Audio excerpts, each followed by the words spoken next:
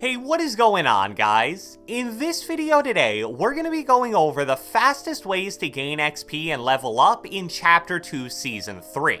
Fortnite actually made a lot of really significant changes to the XP system this season, and that's a good thing because in Chapter 2 Season 2, gaining XP was way too difficult. So I'm going to start off this video by doing a quick overview of what exactly changed and how it affects you leveling up, and then once that brief discussion's done, I'm going to share the 3 to 4 most popular and effective ways to gain XP and level up quickly, while also talking about the positives and negatives of each method. So without further ado, let's get right into it. Alright, so hands down the biggest change to the XP system this season is the replacement of the metal punch card with regular punch cards, as well as the addition of quick challenges. The new punch cards are plain and simple insane for getting XP. There are 49 different punch cards available that each come with 4 to 6 different levels or punches, and each new punch unlocked gives you 14,000 XP, which is actually a ton. There are basically 2 different types of punch cards. The first and more common one requires you to do the same task an increasing amount of times. For example, look at this punch card with AR eliminations. Punch number 3 requires you to get 25 AR elims, and then once you do that, it increases to 100 to unlock punch number 4. The second type of punch card makes you do slightly different tasks for each punch. For example, Weapon Whisperer requires you to get an elimination with every type of weapon in the game. So I've already unlocked punch 1 through 4, which is a pistol, AR, SMG, and shotgun elimination, and then I'm guessing punch 5 and 6 would be a sniper and explosive elimination. The other new way to gain XP are quick challenges. These are random challenges that should be fairly easy to complete, and once you complete one quick challenge, it gets replaced by another one. So there will pretty much always be 5 quick challenges that you can complete at any given time. The first 5 quick challenges you complete will give you 14k XP, but after that, they only give 1.4k each. So not as helpful as the punch card, but with how simple these challenges are, you'll definitely complete a ton of them without even really trying to. So that covers the most important changes to the XP system this season, and obviously punch cards and quick challenges are great ways to get a lot of XP really fast. But now let's get a little more specific about the fastest in-game strategies to level up as quick as possible. Alright, so the first method is the Team Rumble loot and leave method. This one is easily the best for gaining XP, but it's also by far the most boring to actually do. And this method was originally popularized by the highest level player from last season, who I believe almost reached level 600 by just doing this method for 12 hours each day. So it basically works like this. You load up a Team Rumble game and find a town that has a lot of chests and a lot of ammo crates. Some examples of places that work really well from last season were Misty Meadows, Dirty Docks, Sweaty Sands, and Steamy Stacks. These locations are perfect not only because they have a lot of chests and ammo crates, but also because they're towards the outskirts of the map, so in Team Rumble it's unlikely that any teammates or enemies will even land there. Then once you land, it's really as simple as this. You want to loot every single chest and ammo crate in the entire town, and then as soon as you've done that, leave the game and repeat the process over and over again.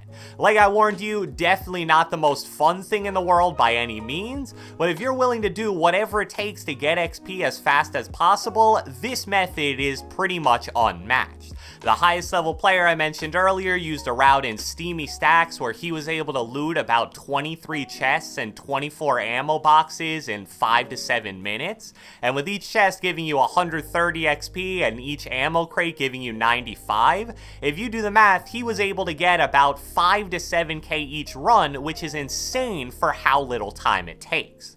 Now obviously this method becomes more and more effective the more you do it, because you start to learn the exact locations of each chest and ammo crate, as well as the fastest routes to get to each of them.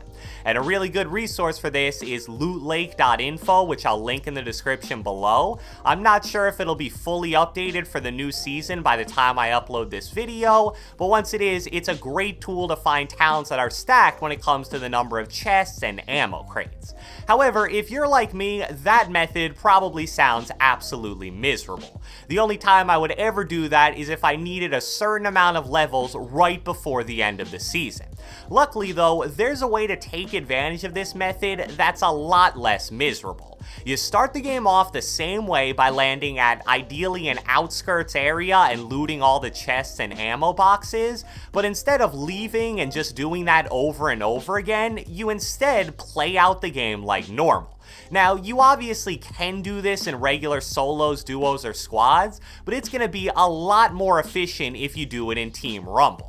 In general, Team Rumble is a great way to get XP no matter how you play it. After you loot off the start, Team Rumble quickly turns into a game that's just constant gunfights for about 5 to 10 minutes straight. And gunfights are great for getting XP because you get rewarded for getting kills, assists, headshots, double kills, and there are obviously going to be plenty of opportunities to do that. Plus, it's also hands down the best mode for completing your punch card. Here's an example of what you can expect XP-wise from a fairly typical Team Rumble game. I looted a good amount of chests and ammo boxes off the rip, then just fought for the rest of the game. I think I ended with something like 20 kills and 10 assists, which, trust me, isn't impressive at all in Team Rumble, and it resulted in about 11.5k combat and survival XP combined. I didn't time the game exactly, but your typical Team Rumble match will run about 15 to 20 minutes in length. So without any extra XP from challenges or anything else, you're looking at around 500 to 600 XP per minute. Not quite as good as the loot and leave method. With that one, you're probably getting more like 800 to 1000 XP per minute, but this is a lot more bearable because you're actually playing the game, and it's also a nice little way to work on your aim and various fighting skills. The next method we're going to talk about is hands down the most fun way to get solid XP in my experience, Operation Knockout. Now here's the thing, as of right now, Operation Knockout actually isn't in the game, but there are challenges in the game right now for Season 3 that involve winning and dealing damage in Operation Game modes, so there's a very high chance that they'll be back in the near future. Operation Knockout is basically a March Madness style duos knockout tournament.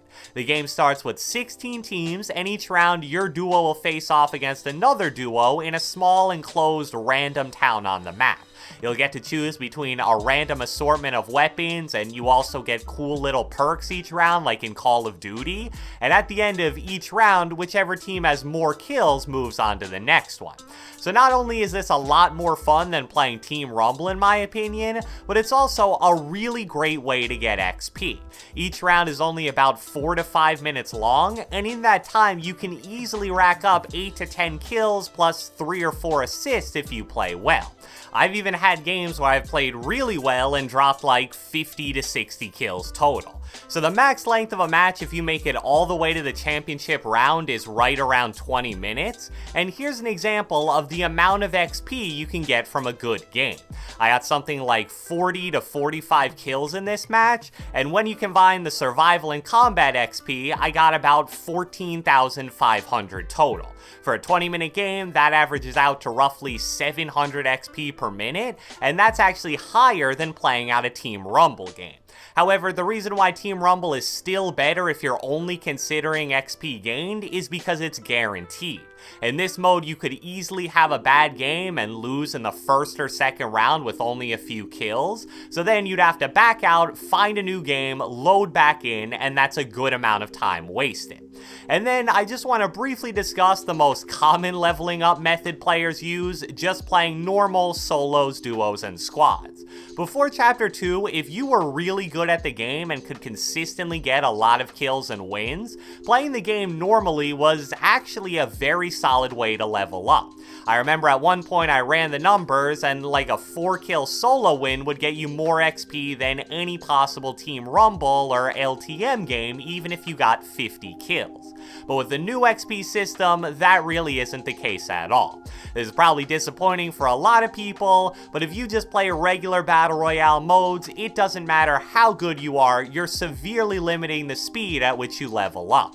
A few days ago, I uploaded a gameplay of a 28 kill win in a regular squads game, and here's the XP I got for it. When you combine the combat and survival XP, it totals roughly 8,500, and that was right around a 20-minute game. So even with a win and 28 kills, which I think most people would agree is very impressive, I still got less XP than I would have in a regular Team Rumble game.